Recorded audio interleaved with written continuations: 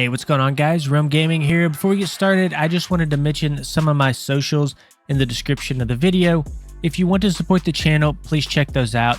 If you want to support the channel in other ways, please consider just dropping a like or a nice comment somewhere on the video.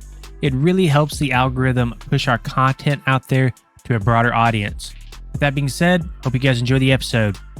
Hey, what's going on, guys? Rome Gaming here, back in another video.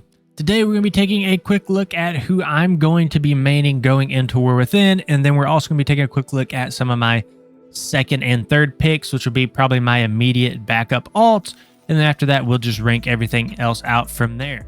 So yes, this is a tier maker that you're looking at here. Unfortunately, the servers are down. They're going to be down for like 4 or 5 hours, so this is really the only way I can get this video in. So if you're watching this, you're probably watching on Thursday. I'm making this video on Tuesday. So Tuesday, you know, is like the weekly maintenance or whatever. So yeah, this is kind of what we're stuck with. So let's get the obvious out of the way really quick. So Preservation Evoker, I will not be maining this at all. I have not played Preservation Evoker to Keystone Hero or Keystone Master. I will be playing it, but it's just not a very safe pick for me to go into Season 1 playing this, considering I never mained it before. I do think I could pick it up if I wanted to, but for now, I don't find it to be the most fun spec and appealing to me personally, so I'm not super like incentivized to play it. And I do understand all the hype right now behind the spec, the output of it, how strong it is, but for me personally, I just don't think that this is a good fit for me right now, maybe in Season 2 or 3 of War Within. And quick disclaimer here, I do plan on trying to hit at least Keystone Master with this in Season 1. I will push for Keystone Hero as well if time permits. But Keystone Master is something I do plan on doing for sure. Now up next, let's take a quick look at Priest, and we will do it specifically in this order. So Holy Priest over Discipline Priest. I thoroughly enjoy Priest. I think it's one of the more fun healers to play. However, the fact that they do not have a Poison Cleanse, and I believe Poison Cleanses are required on 5 of the 8 Mythic Plus dungeons in this rotation, it makes it a little bit difficult for me to pick them. Now, Discipline Priest specifically kind of has the issues going on with keeping up Atonement up on the Void Weaver hero talents. Oracle, not so much, but Oracle just doesn't have quite the throughput as Void Weaver, so that's why most people are kind of going into Void Weaver. And I really do enjoy Discipline Priest, but I'm not a big fan of playing that cat and mouse game with my Atonement. Now, of the 2 priest specializations, I probably enjoy Holy Priest more than Discipline Priest, but I mean, I love to play them both. They're both really fun. Holy Priest is just a little bit more straightforward for me and my sort of play style. I like the whole gameplay loop of taking Light Weaver and kind of going back and forth between heal and flash heal. And Halo surprisingly has been pretty fun to me, especially with the new Archon hero talents. And if Holy Priest did have a Poison Cleanse, this would actually be in 2nd place on my list. So this would be way up here in like A tier. So kind of unfortunate. I might change my mind on this just because I enjoy playing Holy Priest so much. But right now I'm sticking into C tier. All right, then up next we have Holy Paladin, which I'll be putting in B tier. This will probably be sort of middle of the pack. And one of the things that kind of have me a little bit standoffish with Holy Paladin is all the changes that they've been receiving lately towards the end of beta. I'm not really sure I trust Blizzard's design on what they're doing with Holy Paladin. I know they fixed our spenders and Holy Shock's more powerful and all that's really great. But what they did with Holy Infusion at the end of beta, where now our Crusader Strike only gives 1 Holy Power instead of 2, really made me sort of question their direction and design philosophy around Holy Paladin. So I think it's just kind of a risky pick for me. And I hate to say this because I really planned on playing Holy Paladin until just right there at the very end.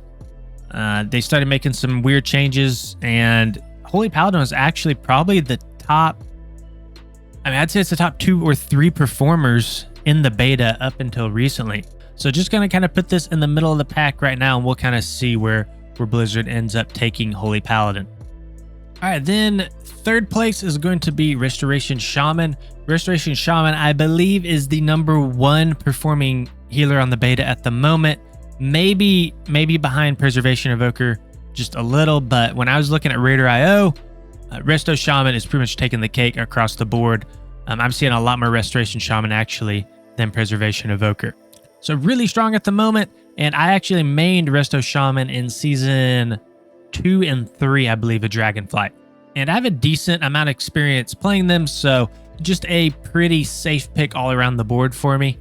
And I do think that this is a specialization that you do have to kind of be a little bit careful with. They have a really strong, powerful cooldowns, but they're also on a very long timer.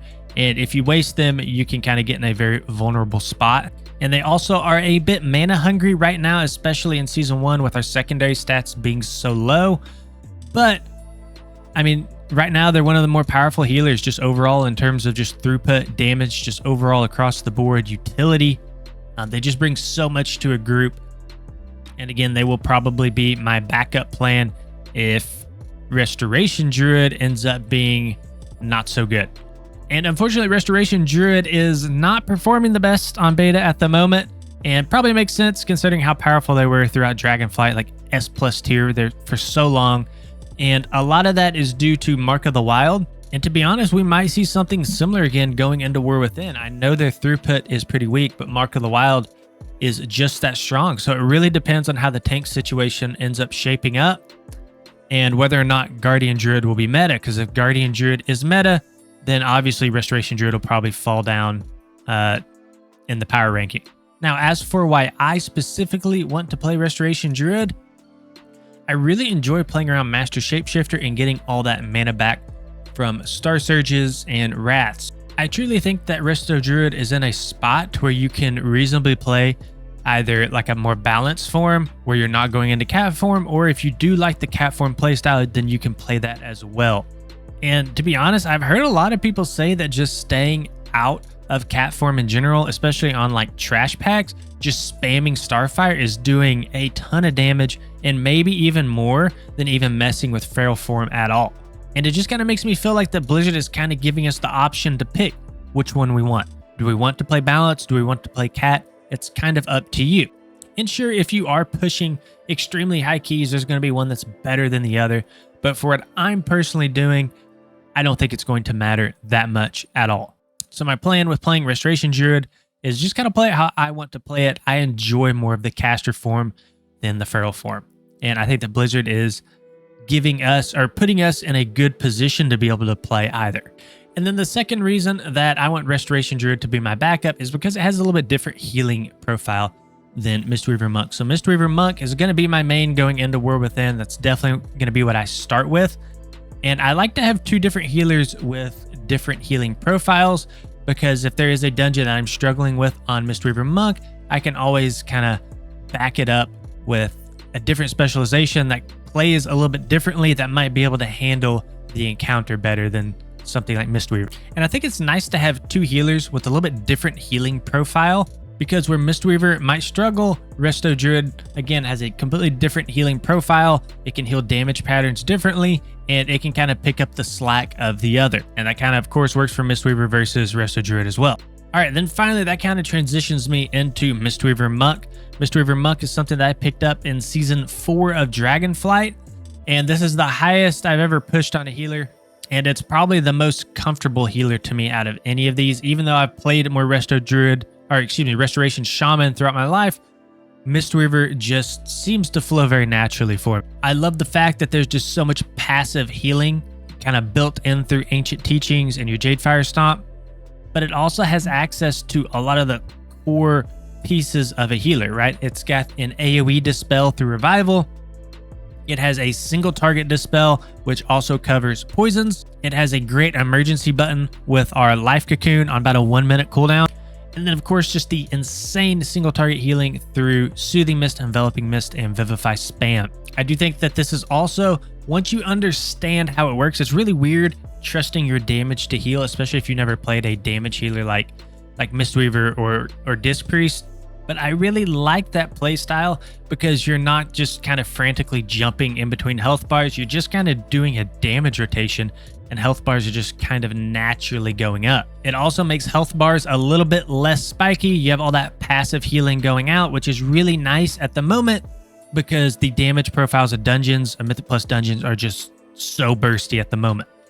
And, this list here could change a little bit, but for the most part, we're starting at the top and we're working our way down in terms of alts that we're leveling. S tier is locked in, C tier is locked in, D tier is locked in. There could be a little bit of shuffling between A and B, kind of just depending on how Resto Druid feels. I am going to start with them second, but between Holy Paladin and Resto Shaman, I don't know. These two could shuffle around a little bit, to be honest.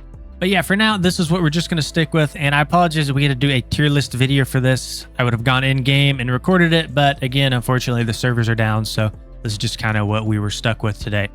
All right, guys, that's going to be the end of this video. I hope you guys enjoyed it. We will see you on the next one.